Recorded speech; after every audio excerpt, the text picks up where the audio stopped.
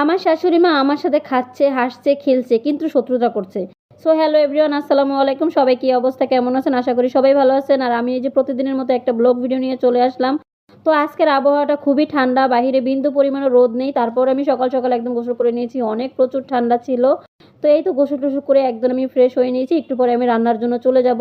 আর এইখানে এই যে আমার সোনা বাবা লক্ষ্মী জান, আমার জানটাকেও আমি রেডি করে দিয়েছি। আর এখন হচ্ছে ওর জন্য একটা ডিম পোস্ট করে নেব। এই ডিমটা খাওয়াইয়ে তারপর হচ্ছে আমি রান্নার জন্য চলে যাব। সো আসলে যে কথাটা বলতেছিলাম যে আমার শাশুড়ি মা আমার সাথে খাচ্ছে, হাসছে, খেলছে কিন্তু শত্রুতা করছে। তিনি সবসময় আমার বিরুদ্ধে থাকে। আমি তার হাত পা টিপে দেই, অনেক সেবা যত্ন করি, অনেক আদর করি। কিন্তু তারপরও কেন জানি আমি তাদের কাছ থেকে মন পাই না। তাদের ভালোবাসা আমি কেন জানি পাই না। আসলে তার মেইনলি একটা কারণ হচ্ছে আমি খুবই গরিব ঘরের মেয়ে। আমার বাবা নেই, আমার মা আছে। তো আমার মার যতটুকু সামর্থ্য ছিল ততটুকু দিয়েই পাঠাইছে। সো এই তো হচ্ছে আমি রান্নার জন্য একদম সব কিছু গুছগাছ করে নিয়েছি আগে। আর সব রান্নার জন্য আসলে গুছগাছটাই আগে ভালো হয়। আমি এই যে এখানে শাকটা ভাজি করব, তার জন্য পেঁয়াজ টেয়াজ কেটে নিয়ে এসেছি। সো যাই হোক, এখন আমার ভাগ্যে কী আছে আমি সেটা নিজেও জানি না। কিছুদিন যাবৎ শুনতেছি আমার শাশুড়ি বলতেছে যে আমার হাজব্যান্ডকে নাকি আবারও বিয়ে করাবে, খুব ভালো পরিবার দেখে বিয়ে করাবে। আর সেখান থেকে নাকি মোটা অঙ্কের একটা টাকাও পাবে, 5 থেকে 6 লাখ টাকা। আসলে আমি তো আর বিয়ের আগে এত কিছু জানতাম না। তো না জেনেই হচ্ছে, আর আমাদের বিয়েটা হচ্ছে আমরা রিলেশন করে বিয়ে করেছি। এর আগে একটা ভিডিওতে আমি গল্পটা বলেছিলাম, অনেকে হয়তো শুনেছেন। তো এখন জানি না আমার ভাগ্যে আসলে কি আছে। তবে আমি হচ্ছে উপরওয়ালাকে প্রচুর পরিমাণে বিশ্বাস করি। কারণ আমি সবসময় একটা কথা বিশ্বাস করি যে উপরওয়ালা যা করেন ভালোর জন্যই করেন। হ্যাঁ, উপরওয়ালা কখনোই বান্দার খারাপের জন্য করবে না। হয়তো এখানে আমার ভালো কিছু আছে বা খারাপও আছে।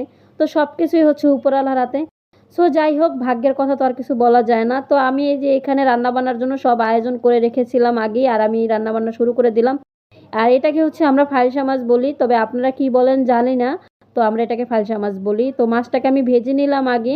তো মাছটা আমার ভাজা হয়ে গেছে, আর এখানে মাছটা ভুনা করে নিব। আর আজকে হচ্ছে শাক আর মাছ ভুনার সাথে একটু ভর্তাও করব। চিংড়ির ভর্তাটা আমার কাছে অনেক ভালো লাগে। আর ইদানিং হচ্ছে আমার এই চিংড়ি ভর্তাটা হচ্ছে আমার শ্বশুর একদিন খেয়ে খুবই প্রশংসা করেছিল। তো সেই ক্ষেত্রে হচ্ছে গিয়ে আমার শ্বশুরের জন্য একটু চিংড়ির ভর্তা করব, যেহেতু উনি পছন্দ করছে। আমি যখন শ্বশুরবাড়িতে এখানে আসি, আমার শ্বশুরবাড়ির দেশে হচ্ছে গিয়ে বগুড়া। তো তারা হচ্ছে অনেক ধরনের মাছ খায় না, শুধু ইলিশ মাছটাই খেত। তো এছাড়া কোনো মাছ তারা পছন্দ করে না, খায়ও না। এখন হালকা পাতলা অনেক মাছ খাওয়া শিখে গেছে। তো আমার শ্বশুর আব্বা অবশ্য চিংড়ি মাছের কোনো তরকারি খায় না, তবে ভর্তা করে দিলে আসলে খুব সুন্দর করে ভাত খেতে পারে।